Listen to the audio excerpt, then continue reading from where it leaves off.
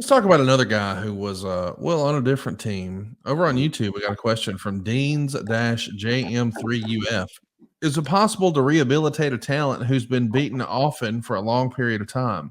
For example, a guy like Dolph Ziggler, who's extremely talented but booked underneath for years, and the Mhm. credibility is now ruined with the audience. Is there anything that can be done other than going to a new promotion? And that's a good question for you because we've heard you say before, hey, you got to go away and learn a new hold. So to Is that speak. yeah, is that the way to do that? I mean, we saw that Cody did that. I mean, certainly he was presented as a middle of the pack talent for a long time with WWE. He left, bet on himself, came back, and now he's on top. Is that the only way, or is there a way to do it without ever leaving? Well, that's the best way, to say the least. That what Cody has done is the best way, because you reinvent yourself using the skills that you learned along the way to become more effective, become a bigger star. But you got to have some abilities. I don't think anybody is beyond rehabilitation. I don't think anybody. It's a matter of getting somebody on a roll, building momentum, and it can be done. If you're smart booker and your creative is committed to the talent, then and the talent is committed to the company, it can be done. So I don't think you throw your hands up and walk away from anybody. It's just that's not logical to me. So, but Dolph Ziggler's a good example because he's a great talent.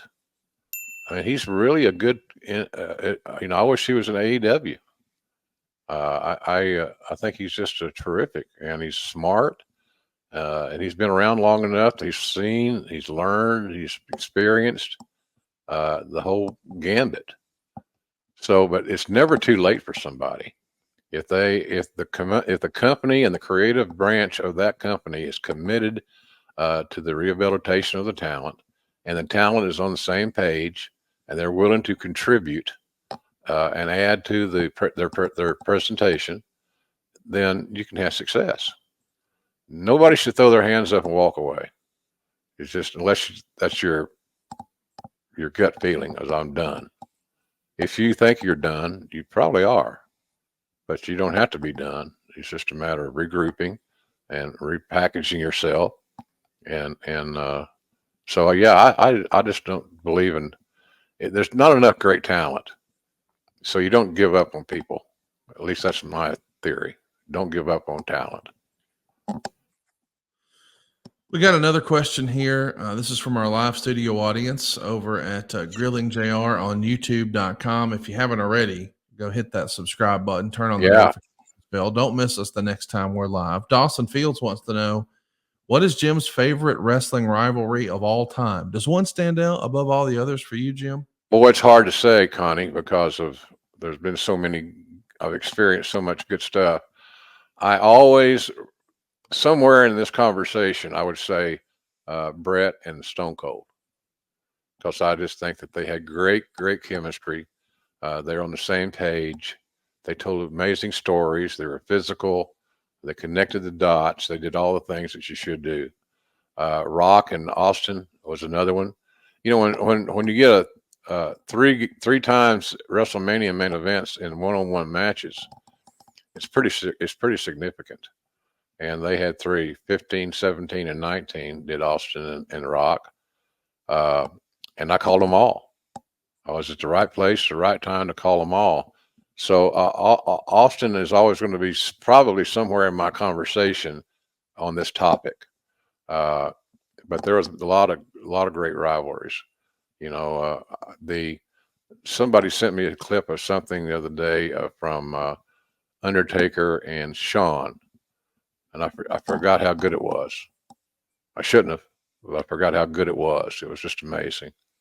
And for Undertaker to wrestle, he's almost 7 feet, and Shawn's a little over 6 feet. The size difference could have been an issue. It wasn't. So nonetheless, there's a lot of them out there. But I think if I had to narrow it down to a small little sample size, something involving Austin and Brett would be in the conversation. They just had too much great chemistry, and they cared about the presentation, and it wasn't a touchy feely thing. They when they locked up, you go back and watch any of their matches. When they locked up like real men, and to me, that's where it all starts. The lockup. Brent Barnett is with us live here on YouTube at grillingjr.com or grillingjr on youtube.com, whatever you prefer. Hit that subscribe button, turn on the notifications bell, just like Brent did. His question is, Jim, I recently read that Becky Lynch is a free agent. How monumental would it be for AEW if Tony Khan could get her signed? Well, I was involved in getting Becky Lynch started in WWE back in the day. So consequently, and obviously I'm a big fan of hers.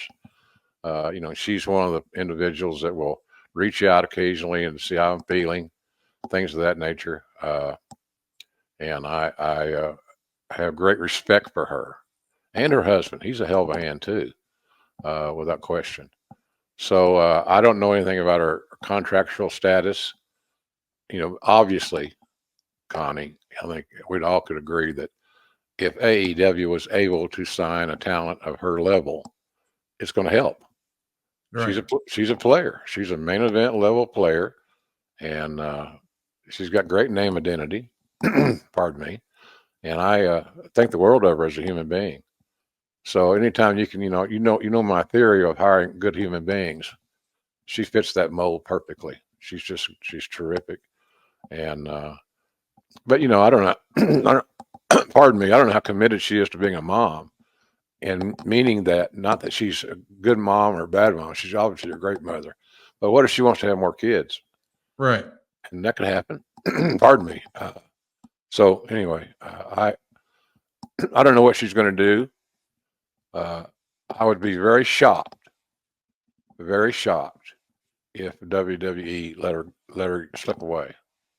I can't. That doesn't feel right to me. They've got a lot of money invested in her. They've got her over. She's famous. She's a main event level talent. She's broken a lot of molds. So I'm a big Becky Lynch supporter. And whatever she does, I'm pulling for her. And I think she's just an amazing human being and a great mom. Seth Rollins is lucky. He outkicked his coverage, as we say.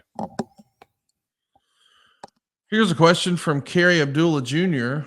Kerry wants to know, Jim, would you ever go back to WWE? I know you're under contract WWE, but is there with AEW rather, but is there an alternate universe where you could see yourself going back to WWE sometime? Well, you never say never, Connie. Quite frankly, pardon me. You never say never, especially in a business where it has so few jobs available. So that's not in my plans. They've gone younger. Could I contribute? Of course I could contribute. But that's just not in the plans right now. I love my role.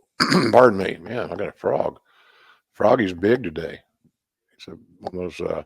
I got a frog about the size of a goddamn football helmet in my koi pond.